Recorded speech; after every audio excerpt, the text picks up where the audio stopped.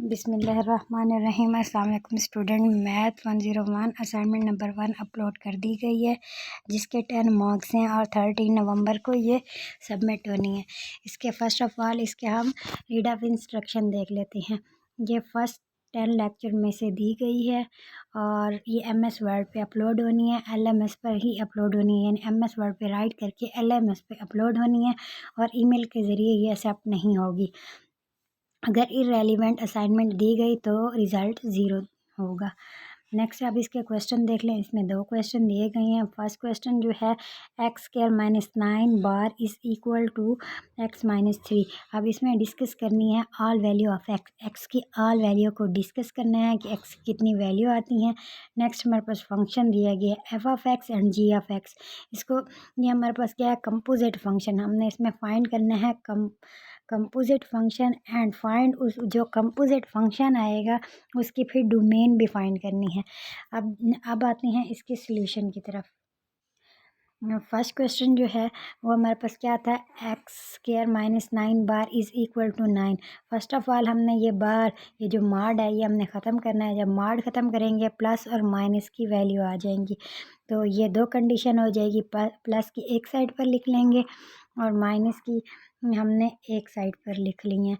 तो प्लस वाली अब x-3 को उस साइड पर ले गए हैं, तो जो प्लस की वैल्यू होगी वो माइनस की हो जाएगी, जो माइनस की होगी वो प्लस की होगी। इसी तरह फिर इस साइड को जब इधर ले जाएंगे प्लस वाली माइनस की, माइनस वाली प्लस की हो जाएंगी। अब हमारे पास क्या ये फॉर्म बन गई है और इसकी भी एक फॉर्म बन गया। हम इस फॉर्म को हमने क्या किया है, फैक्टराइज कर दिया है। एक्स की जगह ऐसी वैल्यू पुट किया है जिससे प्लस और माइनस करने से वो एक्स की वैल्यू आ जाए और मल्टीप्लाई करने से 6 आ जाए। इसी तरह एक्स की वैल्यू पे फैक्टराइज किया है तो हमारे पास ये 2 फैक्टर बन गए हैं। इन फैक्टर्स की मदद से हमारे पास वैल्यू आ गई है। यहाँ चेक करें, x-3 और x+3 इज़ इक्वल टू 0। अब हमारे पास x की 2 वैल्यू आ गई हैं। इसमें क्या हो गया, x-3 is equal to 0, x+2 is equal to 0, x is equal to 3 और x is equal to -2। Next देख लें। नेक्स्ट हमारे पास इसका देख लें तो x+4 और x-3 is equal to 0, x+4 is equal to 0, x-3 is equal to 0। तो आंसर क्या आ गया, x-4 और x इज़ इक्वल टू 3। तो इसके हमारे पास x की कितनी वैल्यूज़ आ गई, 3 -2, 3 -2, 3 -3 एंड 4। नेक्स्ट देखें question number 2। Question number 2, f(x) और g(x) 2 फंक्शन दिए गए हैं। हमने इसका कंपोजिट फंक्शन कौन सा करना है, g ऑफ f(x) करना है। जब कंपोजिट फंक्शन कर लेंगे नेक्स्ट उसकी डोमेन भी करनी है कंपोजिट फंक्शन की।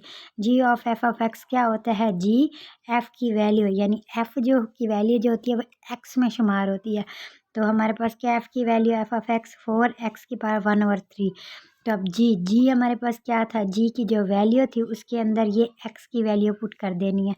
इसमें पुट किया तो इसका स्क्वायर और क्यूब हो गया, क्यूब से कट गया, 4³ x सिंगल बच गया। तो आंसर इज 64x। अब हमने इसका क्या करना था, कंपोजिट फंक्शन की डोमेन करनी थी। यानी डोमेन हम ऐसे करेंगे, जो भी इसमें वैल्यू पुट करेंगे वो कोई ना कोई आंसर आएगा।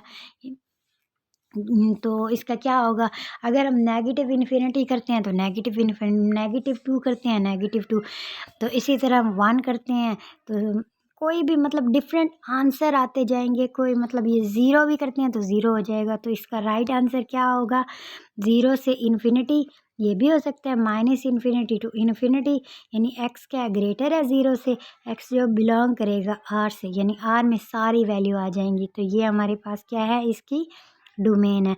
उम्मीद है आपको इसकी समझ आ गई होगी। अगर मज़ीद आपको इसकी समझ नहीं आई तो आप मुझसे ना कमेंट सेक्शन में पूछ सकते हैं। इससे रिलेटेड अगर कोई और असाइनमेंट आपने बनवानी है तो आप कमेंट सेक्शन में बता सकते हैं कि हमें ये असाइनमेंट बना दें।